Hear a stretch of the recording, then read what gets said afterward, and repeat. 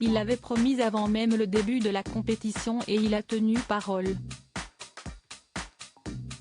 Emmanuel Macron a fait un aller-retour express au Qatar ce mercredi 14 décembre pour assister à la victoire de l'équipe de France face au Maroc, 2-0, en demi-finale de la Coupe du monde de football.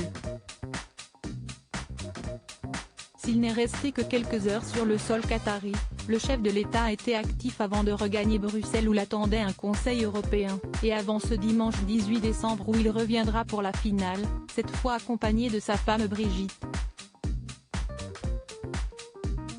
À peine a-t-il foulé le sol qatari qu'Emmanuel Macron s'est offert un bain de foule sur la corniche avant d'arriver au stade, a rapporté Le Parisien ce jeudi 15 décembre.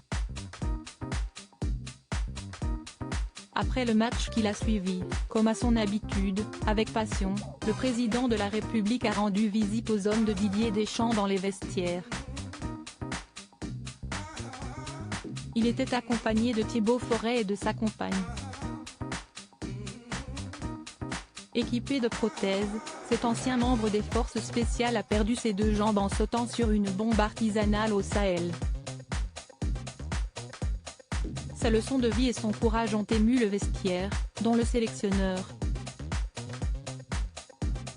Les joueurs avaient les yeux embués, a confié un témoin. Vous nous avez rendus tous très fiers avant ce moment d'émotion, les joueurs avaient célébré comme il se doit cette qualification pour la finale. Entre chant et danse sur leur désormais chanson fétiche, Free From Desire de Gala, ils ont aussi écouté les mots d'Emmanuel Macron qui les a félicités, « Vous avez été formidables, une fois encore. Vous nous avez rendus tous très fiers. On a souffert, j'ai eu très peur. J'avais pris l'engagement de venir pour les demi-finales, vous l'avez prise aussi et vous l'avez tenue. » Mais Emmanuel Macron n'avait pas fini sa visite puisqu'il est aussi allé féliciter les Marocains dans leur vestiaire. Il a notamment parlé de la fraternité entre deux pays qui s'apprécient. Abdellatif Benazi, ancien capitaine du 15 de France né au Maroc et présent dans la délégation présidentielle, a confié, « Le président a tenu à aller saluer les joueurs marocains. Cela m'a beaucoup touché. Le retour en avion était forcément joyeux. » Ce dimanche, rebelote pour Emmanuel Macron. Son emploi du temps après la rencontre est, lui, flou.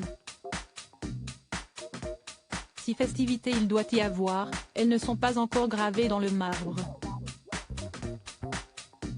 Article écrit en collaboration avec 6 médias Crédit Photo, JB Autissier Panoramique.